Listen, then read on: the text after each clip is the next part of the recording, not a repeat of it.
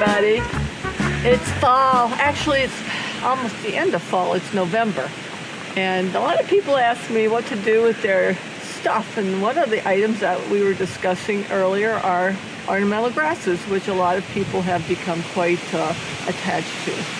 But they can be somewhat of a burden when it comes to maintenance in the springtime. So now is the time to really think about what kind of ornamental grass that you have planted in your yard and what you want to do with it. There are some varieties of grasses that would be best pruned in the fall, because if you don't get at them early enough in the spring, they detach from the base and they fly all over the place and make a gigantic mess.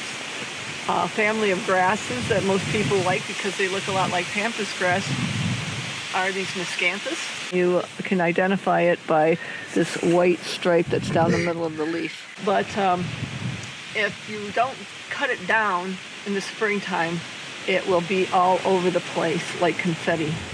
And my advice to you is to cut it down late fall, late as you can possibly stand.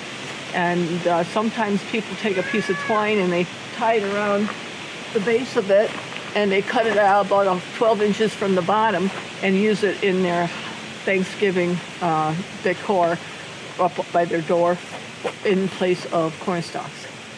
But it's a good cover for birds and wildlife if you put it off into the edge of your property like you would a Christmas tree after it was all done. And that way it creates a home and some food sources for smaller animals.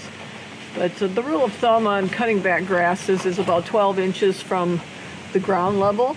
And if you have your standard pruner here, this is approximately 12 inches.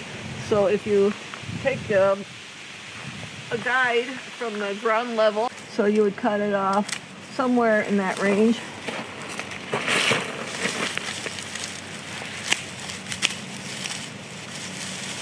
Now, if you only have like one clump, you can do it by hand, but the best way to do it is to get a hedge clipper and just shear it all the way across. It helps if you have somebody to hold on to the top part while you shear it off so you can pull it off as one bundle. But if you're by yourself, just take a piece of string or a ribbon or something and just tie the whole thing up and then cut below it.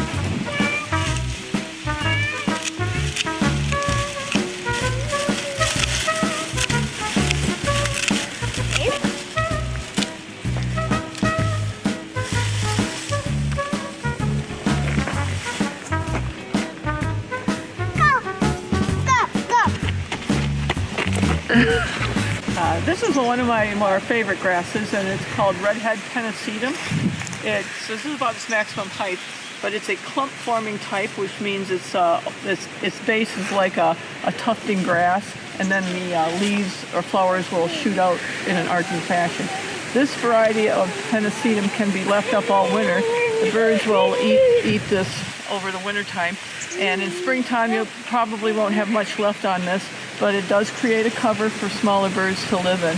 I ordinarily leave this up, and in the springtime I'll take my hedge clippers and shear down the mound just like you would cut hair, and it'll sprout back out and do it all over again. However, if you're a person that travels to Florida in the springtime and you don't want to have to deal with a lot of yard work when you get back, it's okay to cut this down. It won't hurt it.